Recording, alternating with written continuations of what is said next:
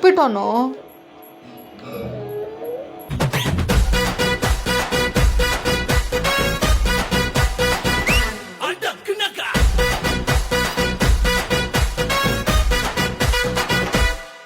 ಅಲ್ಲಿಲ್ಲಿ ತಂದು ಅದನ್ ಫ್ರಿಡ್ಜ್ ಅಲ್ಲಿ ಇಟ್ಟು ಬೇಯಿಸಿ ಕೊಟ್ಟಿಲ್ಲ. ಅಕ್ಕಪಕ್ಕದ ಮನೆ ಟಿವಿ ಪ್ರೋಗ್ರಾಮು ನೋಡಿ ಕದ್ದು ಮಾಡಿಲ್ಲ. ಮಾತಿಲ್ಲ ನಾವು